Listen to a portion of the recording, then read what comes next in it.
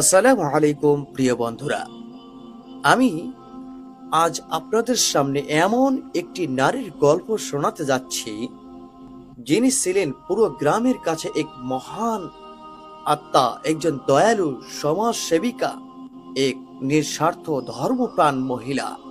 তার নাম হালিমা বেগম। তিনি শুধু ইবাদতই করতেন না, তিনি ইসলামিক শিক্ষা ছড়িয়ে দিতেন, গরিবদের সাহায্য করতেন এবং একজন সত্যিকারের আদর্শ বিধবার মতো জীবন অতিবাহিত করতেন।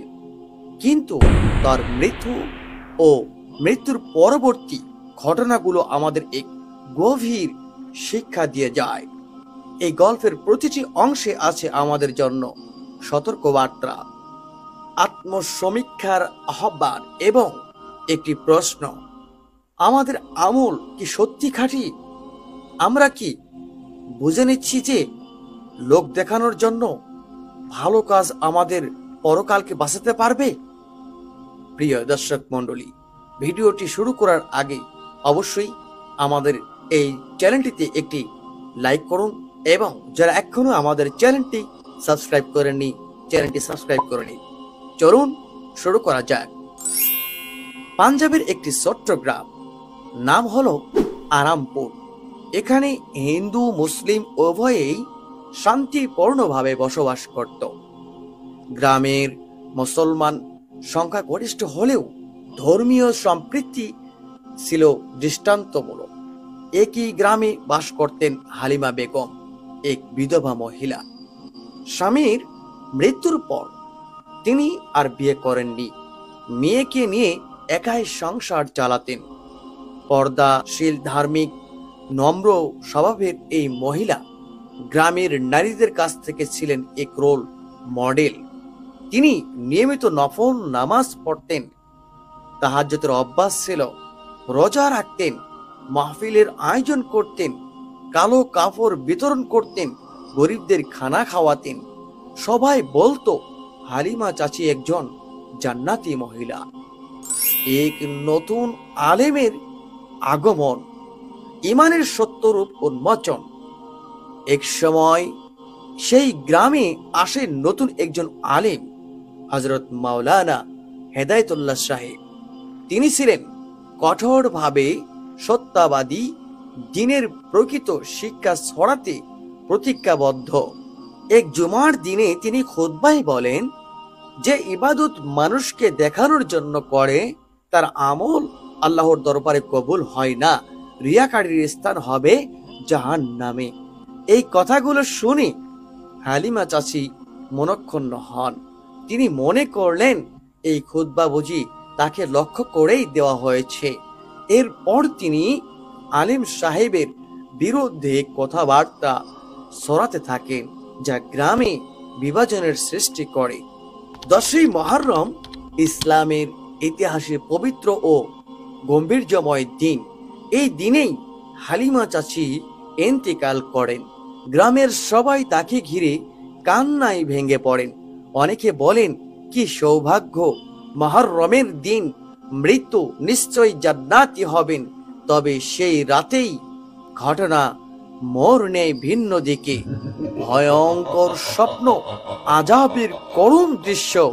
সেই রাতেই গ্রামের একাধিক মহিলা স্বপ্নে দেখেন হালিমা চাচি কবরের মধ্যে আযাব পাচ্ছেন, আগুনে পড়ছে তার শরীর, চিৎকার করছে সাহায্যের জন্য, কিন্তু কেউ তাকে রক্ষা করতে পারছেন না। পরের দিন সকালেই এই খবর চারদিকে ছড়িয়ে পড়ে। মাওলানা হেদায়েতুল্লাহ সাহেব এগিয়ে আসেন, দেখা করেন হালিমার একমাত্র মেয়ে ফাতেমার সঙ্গে। জানতে চান, তোমার মায়ের জীবনে এমন কোনো গোপন ভুল আছে কি, বা কোনো ভুল করেছিল কি যা তার এই পরিণতির কারণ হতে পারে? ফাতেমা কেঁদে কেঁদে বললেন, মাওলানা সাহেব, আমরা যেই জমির আয়ে এতদিন চলেছি সেটা আসলে আমাদের ছিল না। সেটা ছিল এক এতিম মেয়ের, যার অভিভাবক না থাকায় মা সেই জমি নিজের নামে লিখিয়ে নিয়েছিলেন।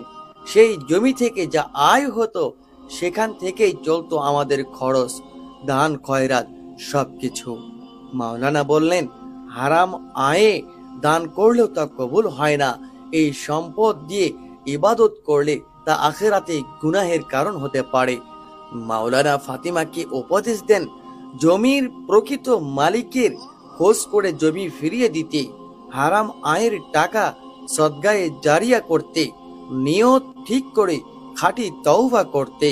ফাতিমা অনেক কষ্ট করে মায়ের ভুল সংশোধন করেন, জমির কাগজ ফিরিয়ে দেন সেই এতিম মেয়ের ওয়ারিসদের হাতে। এরপর তিনি এক কূপ খনন করেন গ্রামের জন্য, আর এক মাদ্রাসায় মায়ের নামে কোরআন শরীফ দান করেন। কয়েক মাস পরে গ্রামের নারীরা আবারও স্বপ্নে দেখেন হালিমা চাচি এখন প্রশান্তির মধ্য দিয়ে আসেন, নূরের আলোয় আচ্ছন্ন। আমাদের আমল কতটুকু খাঁটি?